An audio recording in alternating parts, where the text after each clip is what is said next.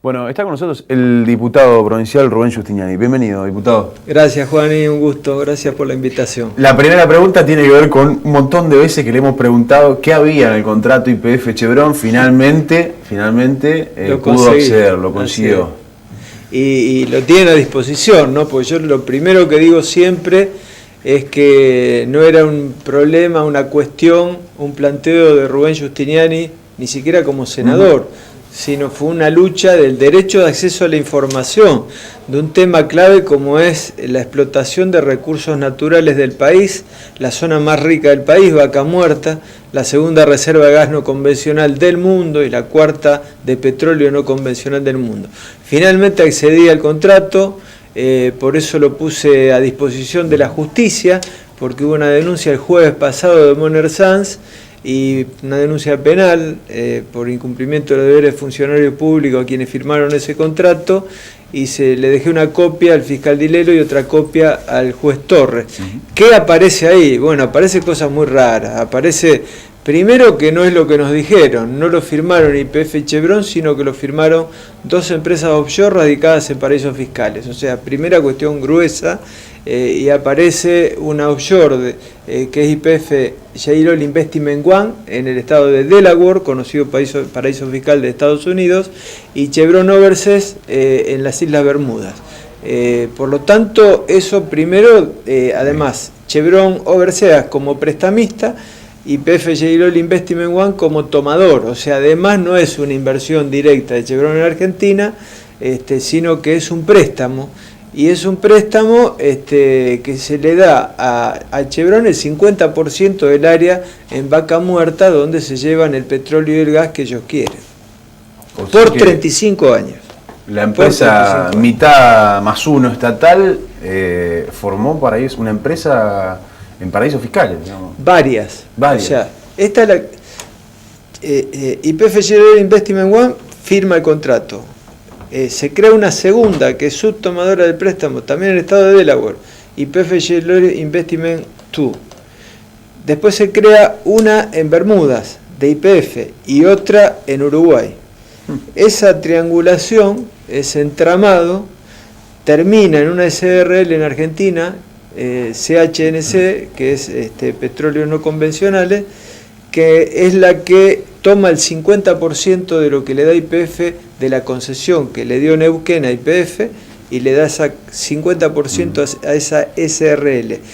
Y esa entonces es Chevron. Es decir, que Chevron, a través de este entramado de offshore, encubre su presencia en Argentina. Hay derrame ambiental, hay contaminación ambiental, nos vamos a hacer cargo todos los argentinos. Y el tema tributario también es el tema que estamos analizando, porque sabemos, después de los Panama Papers ha quedado claramente arriba de la mesa, que las offshore son para evadir impuestos, eludir y lavar dinero. O sea, que no solo para no hacerse responsable por las consecuencias ambientales, sino también para evadir los impuestos. Ese es básicamente el esquema. Ese básicamente sería el esquema, junto con una batería de garantías que se le da a Chevron, que son muy preocupantes, que están en el contrato. El contrato también es una batería de garantías, obligaciones del hacer, obligaciones del no hacer. Si se retira Chevron a los 10 años, sigue cobrando por los 35 años de los pozos esos igualmente. O sea, si hay un problema entre ambas empresas, si hay un reclamo hacia Chevron por lo que fuere, ese reclamo hay que hacerlo en los tribunales de Nueva York. O sea que esto que es un trabajo de fracking, que es una actividad comprometida desde el punto de vista ambiental, en una provincia argentina, se hace con dos offshore radicadas en paraísos fiscales, con las leyes de Nueva York, tribunales de Nueva York, ya tuvimos la experiencia con Griesa, y que si hay un conflicto se dirimen los tribunales de París. Desde el oficialismo decían no hay otras estructuras empresariales con las que se pueda hacer esto, son todas iguales las que pueden llevar esto adelante. ¿Es así o no? ¿Hay otras empresas con capacidad de explotación como Chevron para poder llevar adelante fracking? Porque se hablaba de eso, es bueno, mira, nos imponen estas condiciones, porque están estas, son 2 o 3 más, Y no hay otra empresa, no hay una empresa argentina que pueda hacer esto, no hay una empresa de capitales nacionales, y son 2 o 3 que lo hacen en todo el mundo y tienen esas condiciones. En realidad, todo eso de blanco-negro, de esto o el abismo, esos razonamientos nos han llevado a una situación dramática de la Argentina en el pasado reciente, y ese secretismo que se ha manejado toda esta situación ha llevado a un país como Brasil a una crisis institucional gravísima, porque el Petrolao ha significado con Petrobras, que es la empresa hermana de YPF, una situación muy grave. Por lo tanto, yo espero que alguna vez aprendamos de los errores del pasado, del presente reciente, y se hagan las cosas bien. Estamos planteando hacer las cosas bien. Ustedes fíjense que el fracking está prohibido en casi todos los lugares del mundo. En donde está permitido, en Estados Unidos, hay algunos estados que lo prohíben, otros que los permiten. Los estados que lo permiten lo hacen con una gran regulación, un gran control. Porque usted mete aditivos junto con el agua que entra a 3.000 metros de profundidad, que perfora la roca y de ahí extrae esa roca que tiene contenido el gas y el petróleo, y lo extrae, y esos aditivos vuelven y están las napas de agua. Entonces no solamente se usa mucha agua en lugares que la necesitan, sino que además después hay un riesgo de contaminación muy grande, y por lo tanto tiene que haber un control muy estricto, que al momento, porque hoy se está produciendo gas, petróleo, al momento no hay absolutamente ningún control. ¿El Estado argentino puede suscribir un contrato con una empresa ateniéndose a dirimirla jurídicamente en un país extranjero? Porque lo puede hacer, de hecho, por ejemplo, con el Grupo Suez. Está claro que puede haber un contrato de vinculación y va el CIAE frente a cualquier reclamo, un tribunal arbitral, frente a cualquier reclamo de la empresa, sobre todo de decisión del contrato.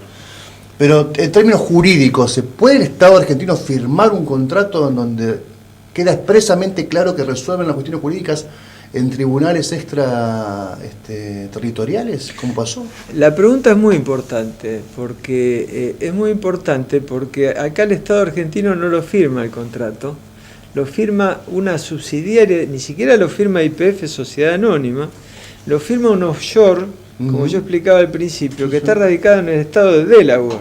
El problema es la batería de garantías, de prendas que existe en el contrato, que se toma Chevron por el dinero que pone, es que los que somos garantes de todo eso, sin saberlo, somos todos nosotros. Si hay derrame ambiental, si hay problemas de impago. O sea, discúlpeme, diputado. A medida de Chevron está hecho. Claro. No, eso está claro. No, pero eso es total. Pero eso no, es porque total. Se habló durante tanto tiempo, ¿no?, de la soberanía política, de la independencia económica, se alzaron tanto las banderas del peronismo y de la justicia social y de la patria grande, que esto está hecho a la medida de Chevron, para venir, saquear y llevarse la plata, y si hay algún problema, resolverlo en mi casa, digamos, con mis leyes. Totalmente así, es totalmente así, claramente así. Sienta un precedente esto, Rubén Giustiniani como ciudadano, no como senador en ese momento, finalmente, a pesar de un montón de trabas, tuvo acceso a un contrato del Estado, que en este caso nos enteramos que en realidad es una offshore de una empresa del Estado, porque en realidad no es el Estado argentino el que firma este contrato, pero es sin lugar a dudas un precedente importante. Nosotros estamos con muchas ganas, por ejemplo, con Berlanga y con Galeano, de pedir el contrato que tiene la Municipalidad de Santa Fe con la empresa que organiza el Super TC 2000 para saber cuánto gastamos y qué pasa en ese negocio. Obviamente, el acceso a la información pública es muy limitado, desde el municipio no nos quieren dar ese contrato. Es más chiquito que pero es a nuestra medida, no a medida ¿Y qué se argumenta para no dar el contrato? No, es muy difícil realmente en Santa Fe tener acceso a información pública, por lo menos aquí en el municipio, inclusive para nosotros que somos periodistas. Imagínense para un ciudadano que aún o no tiene un micrófono o una cámara para poder decir estas cosas. Pero Juan, y nosotros presentamos como bloque de Igualdad y Participación una ley de derecho de acceso a la información, sobre todo basado en esta experiencia que nos pasó a nivel país. El fallo de la Corte, y esto digo, ténganlo en cuenta porque es un antecedente muy importante, el fallo de la Corte dice: el derecho de acceso a la información es del pueblo de la nación argentina y no del Estado. Y ahí es donde le obligó a YPF a darme una copia del contrato. Es decir que el Estado no puede tener secretos para con el ciudadano, salvo que ponga en riesgo la seguridad claro. por problemas de guerra, claro. etc. Tampoco nos tomamos la molestia nosotros de ir a la justicia a pedirlo. Claro. No, claro. Por eso digo que... Seguramente si vamos a la justicia bueno, no sé. De hecho, yo sí hice un reclamo vía judicial sí. Porque el proyecto de ley contempla los 3 poderes del Estado, ¿no? Sí, claro, claro. Nosotros obtuvimos un documento, una audiencia judicial a través de una presentación judicial. Es la primera vez que se dio en la provincia de Santa Fe. En el caso de la municipalidad ni siquiera presentamos un escrito por mesa de entrada, teníamos que honrarlo, ¿no? Está claro, está claro. Por acá fue bosqueando acá al aire nomás. Claro, está claro. Bueno, junto con Silvio Burger trabajaron este proyecto para la provincia de Santa Fe. Sí, sí, y es fundamental, yo creo que es fundamental. El único antecedente es un decreto que hizo Wiener en su primera gestión como gobernador, pero que después, con los años, claramente está superado en cuanto a lo que significa el derecho de acceso a la información, que hoy en cualquier país del mundo, cualquier Estado tiene la obligación de manejarse con la máxima transparencia, colgando ese tipo de contratos en general que se cuelgan en Internet. Claro. Y tiene que cualquier ciudadano, es decir, es lo que hoy se conoce como el gobierno de transparencia, de puertas abiertas. Esta cuestión ya ni siquiera se plantea desde un punto de vista de izquierda o derecha en el mundo. Claro, claro. Se plantea como una cuestión base, derecho democrático del ciudadano a conocer, porque se firma, sobre todo en este tema de los contratos, y esta es la pregunta de antes del Estado, si lo firma y cómo lo firma, esa es la cuestión clave, porque son compromisos que se asumen en nombre de todos los ciudadanos. Claro. Es decir, ese tipo de contratos, después si generan obligaciones posteriores, un gobernante dura 4 años y a lo mejor después cambia y viene otro. El problema es que los ciudadanos siguen pagando los impuestos y son los que muchas veces tienen que hacer cargo del muerto de decisiones equivocadas de los gobernantes, ¿no? Sin duda. Gustavo, ¿qué lectura tiene de estos primeros casi años ya, primeros 10, 11 meses de la gestión del gobierno nacional, Mauricio Macri? Yo creo que claramente hay un deterioro del poder adquisitivo de los salarios, de los trabajadores, de ingresos fijos, de los jubilados, de los pensionados. La carrera inflación versus salario han perdido los trabajadores. Y este es el tema hoy clave, fundamental, me parece. Por eso todo el debate de paritaria ya, de bono de fin de año, porque se ha perdido en esa carrera y se ha deteriorado el poder adquisitivo de los salarios y las jubilaciones. Creo que ese es el tema fundamental hoy, junto a una preocupante situación de una recesión de la economía que no termina. O sea, estamos en una meseta recesiva en el país. El segundo semestre que se planteaba como el de la reactivación no llegó, se plantea el año que viene. Hay una apertura de las importaciones que también deteriora algunos mecanismos productivos, sobre todo en nuestra provincia de Santa Fe, lo vemos, lo padecemos. Hay un temor en sectores importantes de la sociedad en el tema empleo, o sea, a perder el empleo.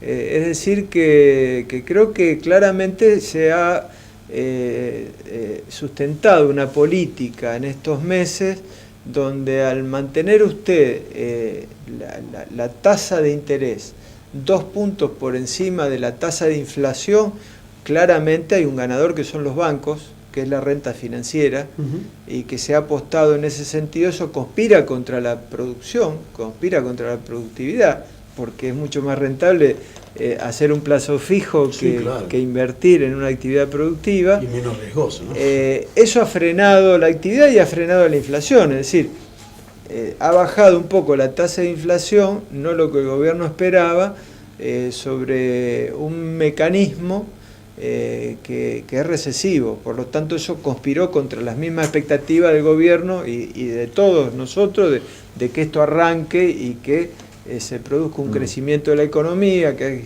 haya empleo, que haya producción. O sea que es un momento complicado. El gobierno logró un objetivo, que es bajar la inflación un poco, pero con un costo social que hasta ahora parece importante porque la inflación se ha mantenido en niveles importantes. ¿Y el de Lichi? Bueno, Lichi se ve con mucha actividad, con mucha lanzamiento de obra pública. Yo disentí con Lichi en dos temas que son, desde mi punto de vista, clave, inéditos en la provincia, que nunca había pasado en la provincia de Santa Fe. Me duele que lo haga un gobierno en este sentido, con quien uno puede compartir algunas cosas, como es el tema del endeudamiento. Es la primera vez, antes hablábamos de Griesa, de las leyes de Nueva York. El endeudamiento que se hace por primera vez en la historia de Santa Fe, quedamos a merced de ese tipo de leyes de Nueva York, porque salimos a poner títulos de bonos en el mundo por 250 millones de dólares en un presupuesto que se está planteando de 150.000 millones de pesos, o sea, una cifra relativamente pequeña, con compromisos a 20 años en dólares. Yo le pregunto a usted, ¿cuánto va a estar el dólar el año que viene? 18 dice el gobierno. Dice el gobierno, pero nadie sabe. Nadie sabe. En nuestro país, ¿cuánto ¿Y en 20 años? ¿Quién sabe? Entonces, endeudarse en dólares en el mercado internacional, que juega a la timba permanentemente, sabemos que no tiene nada que ver con un proceso productivo, con una realidad de una provincia, de un país lejano como es Argentina, nos parece haber ingresado en un mundo ajeno, innecesariamente. Y el segundo, el blanqueo. El blanqueo es ponerle un cartelito de tonto en la frente al ciudadano que todos los días paga sus impuestos, que no tiene otra, porque además a quienes le capturan con ganancias un porcentaje muy importante del sueldo, ahora premian a los que evadieron ganancias, se llevaron la plata afuera palada y ahora la puede traer y decir, usted ahora hacemos como que no pasó nada. Entonces es injusto, es arbitrario, es un mecanismo que nos parece absolutamente inoportuno, además donde se están hablando en las dos grandes ciudades de la provincia, como Santa Fe y como Rosario, que hay proceso de lavado de dinero. Juan Manuel Berlanga trajo un libro publicado por Lifshitz. ¿Cómo se llamaba, Juan?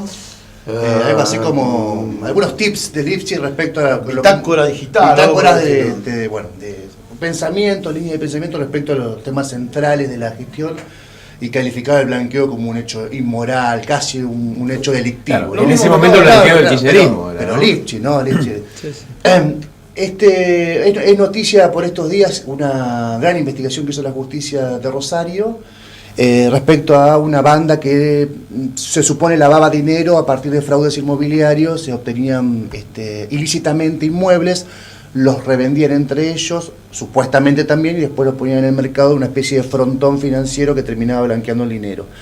Hay de todo, ya sabemos, hay contadores, hay abogados, hay gente de la farándula, está el CEO del diario de la Capital. Ahora, los insumos que utiliza la justicia para preparar la imputación son todos insumos que les provee el Estado. ANSES, AFIP, API, Ministerio de Trabajo, organismos de recaudación, El registro público. los registros públicos. Ahora, la gestión del Estado, ¿es bobo o es cómplice? Porque todos esos insumos los produce el Estado, los conoce el Estado. Se crean de repente 40 concesionarias de autos que están al mando de un monotributista de categoría mínima. Se construyen torres de repente con fideicomisos medios raros, que son exponenciales y son una belleza frente al río, por poner un ejemplo en Rosario.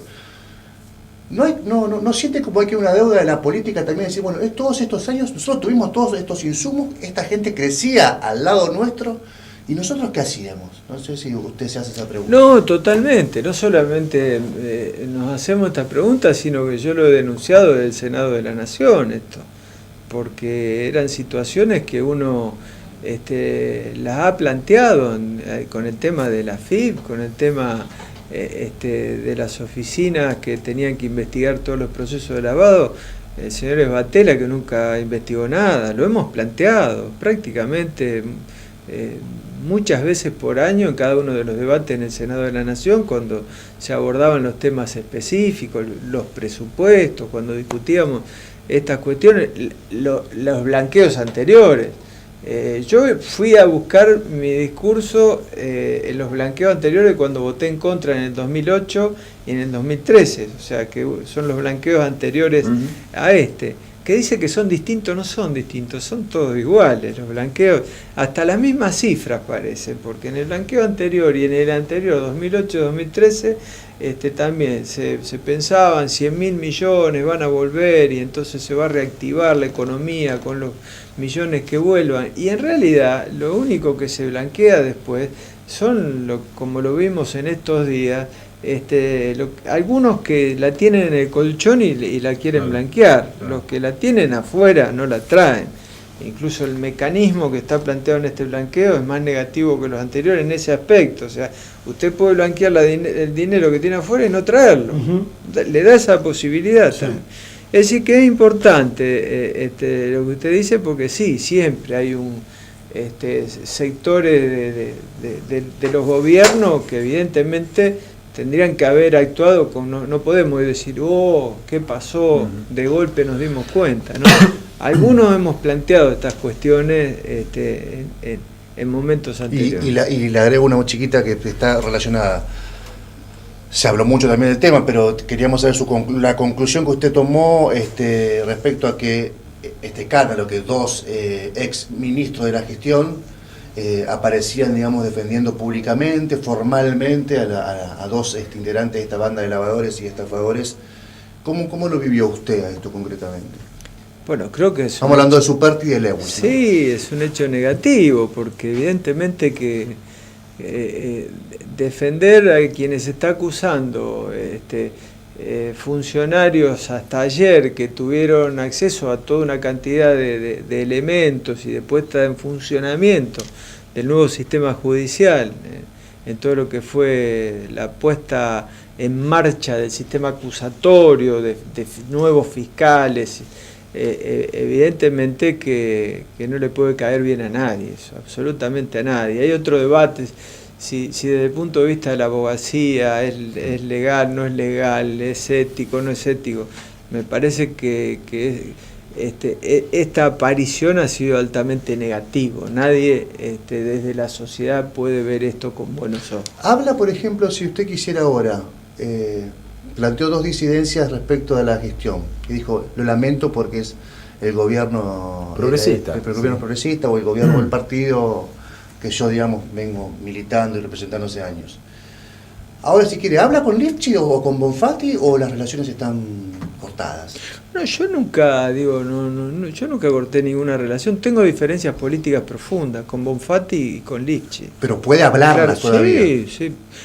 No, las diferencias están a la vista, uno habla las posibles coincidencias. Nos reunimos con Silvia Burger, con el gobernador, para plantear, si Santa Fe podía tener una ley de educación. Es una vergüenza que Santa Fe sea la única provincia del país que no tenga ley de educación. Este gobernador, el 1 de mayo, en las sesiones ordinarias, planteó de abrir un proceso para que Santa Fe tenga una ley de educación. Bienvenido, y por eso coincidimos. Nosotros cumplimos lo que en nuestra campaña electoral habíamos dicho, darle a Santa Fe una ley de educación. Nuestra primera gestión con Asburger fue presentar un proyecto de ley provincial de educación, así que yo espero, y en esas cuestiones hablo con el gobernador, con la ministra de Educación Balaguer, por supuesto que esos tipos de diálogo, o con Bonfatti como presidente de la Cámara, en el avance de proyectos que creemos que son necesarios, como el que estoy impulsando y que espero que tenga el tratamiento que en la Comisión de Presupuestos, porque ya lo aprobamos en Obras Públicas y en Derechos y Garantías, un marco regulatorio de los servicios públicos. Basta de tarifazos, además está el fallo de la Corte que sienta un precedente, sin audiencias públicas previas. Diríamos, basta de tarifazo en sí, pero además, claro, un tarifazo encima, sin audiencia pública, es como... me parece que Santa Fe en eso tiene que tener cuestiones mínimas que todavía no la tiene. una ley de defensa del consumidor, un marco regulatorio de los servicios públicos, cuestiones elementales, como decíamos, con el derecho de acceso a la información, que ni siquiera se plantea que son progresistas, son cuestiones ya de derechos democráticos de los ciudadanos. Diputado, muchas gracias por venir. No, gracias Juan y a ustedes por Le hago la invitación. última, cortita, Sí. me quedé pensando. ¿Cómo está viendo esta dualidad del radicalismo en la provincia de Santa Fe, con el Frente Progresista, con Cambiemos, con si van juntas o no van juntas las elecciones del año que viene? ¿Cómo lo está viendo usted, que tiene su bloque y que participa desde su ojo también, un poco desde afuera ahora de toda Se ha esta puja? profesionalizado Juan y deja la más difícil para lo... Dice, a ver, en 2 palabras. Se volvió malo, yo diría. No se profesionalizó. En nuestros ejemplos, ¿cómo quiere que salga, diputado? No puedo salir de otra manera. En 2 palabras, dice. La contradicción está claramente arriba de la mesa. Pertenecer, y ya oficialmente es así, de la Unión Cívica Radical a Cambiemos a nivel nacional, con ministros, con gobernadores, y ya tomada la definición de que en las listas de octubre del año que viene a diputado nacional va a integrar el Frente Cambiemos, ahí ya va a haber una competencia clara y fuerte con lo que no va a poder ser además el Frente Progresista Cívico y Social, porque uno de sus partidos, de los 2 más importantes, socialismo y radicalismo, uno de sus partidos ya decidió, y es público, lo dicen los dirigentes de radicalismo, que ya integra. Entonces, es una contradicción que está arriba de la mesa. Decir que no pasa nada me parece que evadir el problema. Y bueno, cuando se acerque el proceso electoral, creo que esta contradicción se va a hacer más fuerte, ¿no? ¿Cree que tiene que definir el gobernador o cree que tiene que definir el radicalismo? No, son las fuerzas políticas que lo tienen que definir. Yo no soy dirigente del, digamos, integrante de la conducción del Partido Socialista. Nosotros tenemos nuestro espacio que es igualdad y participación, pero pienso que los dirigentes principales que conducen estas 2 fuerzas políticas son los principales del frente, lo tendrán que resolver, ¿no?